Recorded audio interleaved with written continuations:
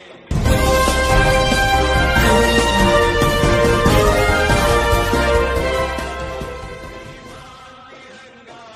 Media group का सौभाग्य है कि शबनम खान जी आज हमारे साथ हैं। मेरा सौभाग्य है कि मैं आपके माध्यम से जनता तक कुछ अपना संदेश दे पाऊंगी। सोच रहे हैं कितना आप दिल्ली पुलिस को हम सैल्यूट करते हैं, उन्होंने इतना संयम बनाए रखा, धैर्य बनाए रखा, और देश की जनता को भी सलाम करिए कि वो भी संयम से बैठकर देख रहे थे कहीं हम ही उग्र हो जाएं।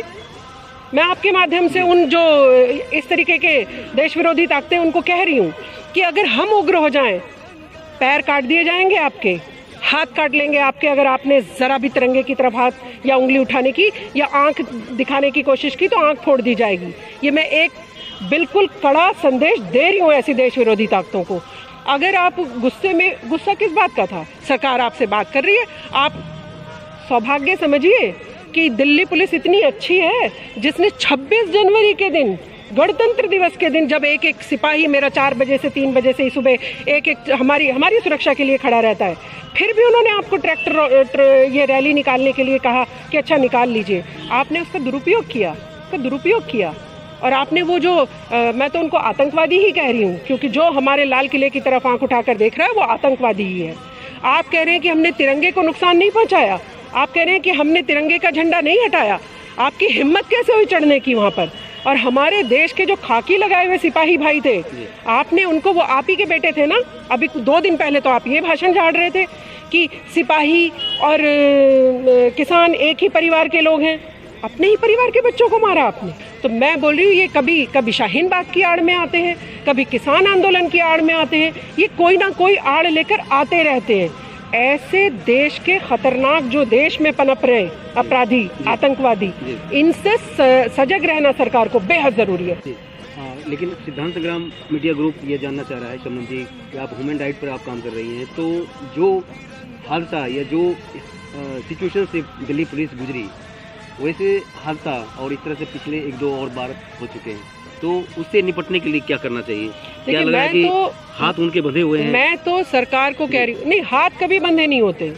खाकी अगर किसी को सम्मान दे रही है, अन्नदाता की वजह से सम्मान दे रही है, और बल्कि दिल्ली पुलिस का एक बहुत मानवीय चेहरा नजर आता है आज के समय में मुझे, कि किस तरह से आप और हम हमेशा दिल्ली पुलिस को नेगेटिव देखा करते थे, किस तरह से हम उनको हमेशा देखा करते थे जब आप और हम सिर्फ उनके खिलाफ ही बात किया करते थे, उनसे लड़ाई लड़ते रहते थे। आज उन्होंने अपना रूप बदला है, आज दिल की पुलिस दिल्ली पुलिस बन गई है। आज उन्होंने बदलाव लेकर आए। आप उनके बदलाव को अगर इस तरीके से सोचेंगे कि हम उन्हें मार सकते हैं, तो फिर आपको वही वाली दिल्ली पुलिस चाहिए जो 24 घंटे आपकी पिटाई करे?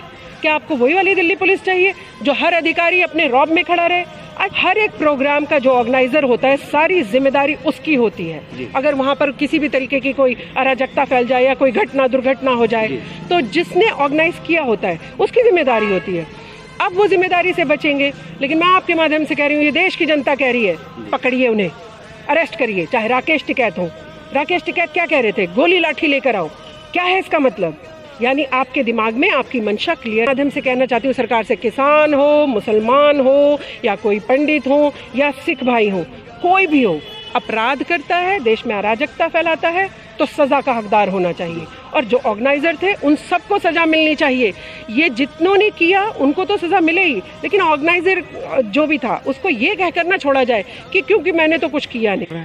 तो अमोद जी, आपको क्या लग रहा है कि ये पहले से प्री प्लान था, ऐसा करना है? मेरे को ऐसा लगता है ट्रैक्टर रैली का कुछ न कुछ बेनिफिट। मेरे को ऐसा लगता है कि 26 जनवरी की वजह से जो ये 2 महीने से बैठे हुए हैं शांति से, इनका गोल तो यही था कि 26 जनवरी तक बैठना है। और जो मैं देख रहा हूँ, जो मुझे समझ आ रहा है, वो यही आ रहा है कि प्री प्लान्ड ही होगा। ऐसे कैसे अचानक आ जाएंगे?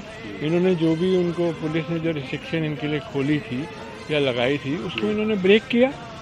ब्रेक करके जहाँ नहीं जाना चाहिए था वहाँ गए। तो अभी कोई सॉल्यूशन निकला नहीं, अभी सॉल्यूशन कुछ नहीं निकला। पर अब ये सारी बात सरकार के हाथ में आ गई। किसानों के प्लस पॉइंट थे जो वो खत्म हो गए।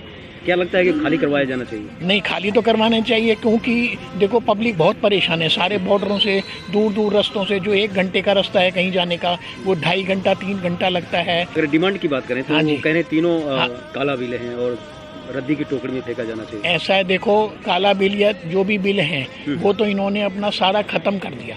जो इन्होंने उपद्रव मचा के देश की जो इतनी अशांति फैलाई है, वो अपनी छवि सारी खराब कर ली। तो फिर जो डिमांड इन्हें क्या रह गया है, फिर डिमांड क्या रह गया? तो डिमांड तो कुछ नहीं फिर, तो नथिंग। ऐसा डिमांड को तो जो इन्होंने रखा है मोदी जी हैं, वो जो बाहर की ताकतों से लड़ सकते हैं, अमेरिका जैसों को झुका सकते हैं, और बाकी इनके लिए जो कर सकते हैं, चाइना के साथ कर सकते हैं, कश्मीर के साथ कर सकते हैं। ये तो एक घर का छोटा सा मसला है, इसके लिए कोई अगर एमएसपी गारंटी की अगर बात करें तो आप भी किसान के पुत्र हैं, हम भी हैं, सब कहीं न कहीं देखो से कनेक्टेड है। एमएसपी गारंटी की जो बात है, हाँ। वो क्या लग रहा है कि वर्तमान परिवेश में कितना मायने रखता है? देखो, जो किसानों की वो है, वो तो उनको मिलनी ही चाहिए। ये जो भी रिक्वायरमेंट है गारंटी की बात करें, हाँ, गारंटी 1200 का मतलब 1200, हाँ, 1800 तो 1800। हाँ जी, जो है वो मिलना चाहिए।